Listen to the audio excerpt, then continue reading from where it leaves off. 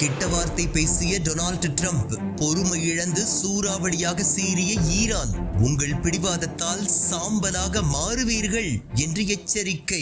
மத்திய கிழக்கு போர் பதற்றம் காரணமாக ஹார்முஸ் நீரிணை மூடப்பட்டதால் உலகளாவிய எரிபொருள் சந்தைகளில் பெரிய விலை மாற்றம் ஏற்பட்டு வருகின்றது. இதனால் அமெரிக்காவில் மட்டுமல்லாமல் உலகம் முழுவதும் எரிபொருள் எரிவாயு விலை அதிகரித்து வருகின்றது. இது பொருளாதாரம், வர்த்தகம், வேலை வாய்ப்பு என அனைத்தையும் அடுத்தடுத்து பாதிக்க தொடங்கியுள்ளது. இந்த நிலையில் ஹார்முஸ் நீரிணையை செவ்வாய்க்கிழமைக்குள் திறக்கவில்லை என்றால் கடுமையான விளைவுகளை சந்திக்க வேண்டி வரும் என்று டொனால்டு டிரம்ப் பூச்சாண்டி காட்டியுள்ளார். செவ்வாய்க்கிழமையன்று ஈரான் மின் உற்பத்தி நிலைய தினத்தையும் பால தினத்தையும் ஒன்றாக கொண்டாடும். இது இதற்கு முன் ஒருபோதும் நடந்ததில்லை. பைத்தியக்காரர்களே, ஹார்முஸ் ஜலசந்தியை திறங்கள், இல்லை என்றால் நீங்கள் நரகத்திற்கு செல்வீர்கள், பொறுத்திருந்து பாருங்கள், அல்லாவிடம் பிரார்த்தனை செய்யுங்கள் என்று டிரம்ப் கூறியிருந்தார். மேலும் சில ஆங்கில கெட்ட வார்த்தைகளையும் பயன்படுத்தியுள்ளார். இதற்கு பதிலடி கொடுத்துள்ள ஈரான் வெளியுறவு அமைச்சக செய்தி தொடர்பாளர் இஸ்மாயில் பகாயி, அமெரிக்கா மேற்கொள்ளக்கூடிய எந்த ஒரு தாக்குதலுக்கும் ஈரான் சமமான எதிர் தாக்குதல் தொடுக்கும் என்று எச்சரித்துள்ளார். இது